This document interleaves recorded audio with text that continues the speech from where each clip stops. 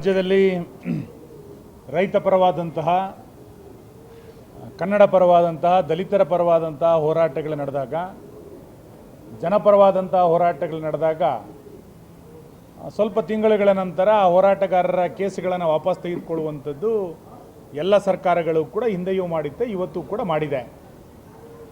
ಈ ರೀತಿ ಹೋರಾಟಗಾರರ ಕೇಸನ್ನು ವಾಪಸ್ ತೆಗೆದುಕೊಳ್ಳೋದನ್ನು ನಾನು ಸಮರ್ಥಿಸ್ಕೊಳ್ತೇನೆ.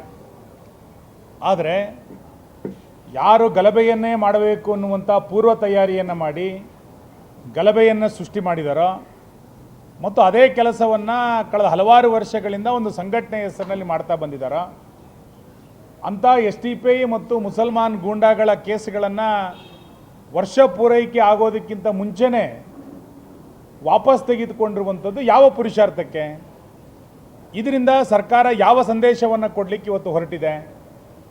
ಯಾರು ಸರ್ಕಾರಿ ಆಸ್ತಿಪಾಸ್ತಿಯನ್ನು ನಾಶ ಮಾಡಲಿಕ್ಕೆ ಹೊರಟಿದ್ದಾರೋ, ಸರ್ಕಾರಿ ಅಧಿಕಾರಿಗಳ ಮೇಲೆ ಗೂಂಡಾವರ್ತನೆಯನ್ನು ಯಾರು ಮಾಡ್ತಾ ಬಂದಿದ್ದಾರೋ ಮತ್ತು ಗಲಭೆಯನ್ನೇ ಮಾಡಬೇಕು ಅನ್ನುವಂಥ ಉದ್ದೇಶವನ್ನು ಇಟ್ಟುಕೊಂಡೇ ಯಾರು ಮಾಡಿದಾರೋ ಅಂಥವರ ಕೇಸುಗಳನ್ನು ಈ ಹಿಂದಿನ ಹೋರಾಟಗಾರರ ಹೆಸರಿನ ನೆಪದಲ್ಲಿ ತೆಗೆದುಕೊಂಡಿರುವಂಥದ್ದು ಸರಿಯಲ್ಲ. ಓಲೈಕೆಯ ರಾಜಕಾರಣಕ್ಕೆ ಒಂದು ಇತಿಮಿತಿಗಳಿದೆ. ರಾಜ್ಯದಲ್ಲಿ ಕಾನೂನು ಸುವ್ಯವಸ್ಥೆಗಳು ಸಂಪೂರ್ಣವಾಗಿ ಹದಗೆಟ್ಟಿರುವುದನ್ನು ನಾನು ನೋಡ್ತಾ ಇದ್ದೀವಿ.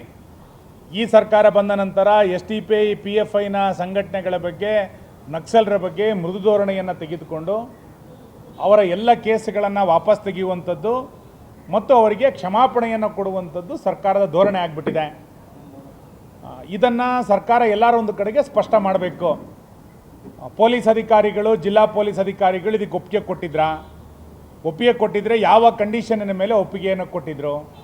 ಇಂಥ ಗಲಭೆಕೋರರ ಕೇಸನ್ನು ವಾಪಸ್ ತೆಗೆದುಕೊಳ್ಳುವಂಥ ಉದ್ದೇಶ ಸರ್ಕಾರಕ್ಕೇನಿತ್ತು? ಎಲ್ಲ ಒಂದು ಕಡೆ ತನ್ನ ಮುಸಲ್ಮಾನ್ ವೋಟ್ ಬ್ಯಾಂಕ್ ದೂರ ಆಗ್ತಾ ಇದೆ ಅಂತ ಗೊತ್ತಾದ ಮೇಲೆ ಸರ್ಕಾರ ಒಂದರ ಮೇಲೆ ಓಲೈಕೆಯನ್ನು ಮಿತಿಮೀರುವ ಪ್ರಮಾಣದಲ್ಲಿ ಇವತ್ತು ಸರ್ಕಾರ ಮಾಡ್ತಾ ಇದೆ. ಸಿದ್ದರಾಮಯ್ಯನವರು ಯಾವಾಗ ಅಧಿಕಾರದಲ್ಲಿದ್ದಾರೋ ಆ ಎಲ್ಲ ಸಂದರ್ಭದಲ್ಲಿ ಹಿಂದೂಗಳ ಭಾವನೆಗಳನ್ನು ಲೆಕ್ಕಕ್ಕೆ ತೆಗೆದುಕೊಳ್ಳದೆ ಮುಸಲ್ಮಾನರ ಓಲೈಕೆಯ ಪರಾಕಾಷ್ಠೆಗೆ ತಲುಪಿರೋದನ್ನು ನಾವು ನೋಡ್ತಾ ಬಂದಿದ್ದೇವೆ. ಟಿಪ್ಪು ಜಯಂತಿ ಆಯಿತು, ಮುಸಲ್ಮಾನರ ಕಾಲೋನಿಗಳಿಗೆ ಕೋಟಿಗಟ್ಟಲೆ ಹಣವನ್ನು ಕೊಟ್ಟಿದ್ದಾಯಿತು. ಹಿಜಾಬ್ ಪ್ರಕರಣ ಇತ್ತೀಚೆಗೆ ಯಾರ ಬೇಡಿಕೆ ಇಲ್ಲದೆಯೂ ಕೂಡ ಸರ್ಕಾರ ದಿಢೀರ್ ಅಂತೇಳಿ ಆದೇಶ ಮಾಡಿಬಿಟ್ಟಿದೆ. ವಕ್ಫನ್ನು ಇವತ್ತು ರಕ್ಷಣೆ ಮಾಡಲಿಕ್ಕೆ ಹೊರಟಿರುವಂಥದ್ದು ಆಸ್ತಿಗಳನ್ನು. ಅಂದರೆ ಈ ರೀತಿ ಒಂದಾದರ ಮೇಲೆ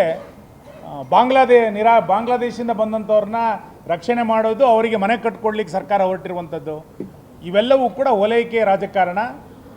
ಈ ಸರ್ಕಾರದ ವಿರುದ್ಧ ಜನಾಕ್ರೋಶ ಇನ್ನೂ ಭುಗಿಲೇಳಲಿಲ್ಲ ಅಂತಾದರೆ, ಹಿಂದೂಗಳು ಸುಮ್ಮನೆ ಕೂತ್ಕೊಳ್ತಾರೆ ಅಂತಾದರೆ ಎಲ್ಲ ಓಲೈಕೆಗಳು ಮುಗೀತು.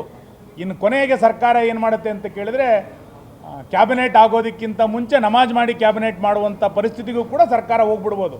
ಓಲೈಕೆಯ ತುದಿಯನ್ನು ಆ ಲೆವೆಲ್ಗೂ ಕೂಡ ಸರ್ಕಾರ ತೆಗೆದುಕೊಂಡು ಹೋಗ್ಬಿಡ್ಬೋದು. ಸಂಪೂರ್ಣ ನ್ಯೂಸ್, ಇದು ನೊಂದವರ ಧ್ವನಿ.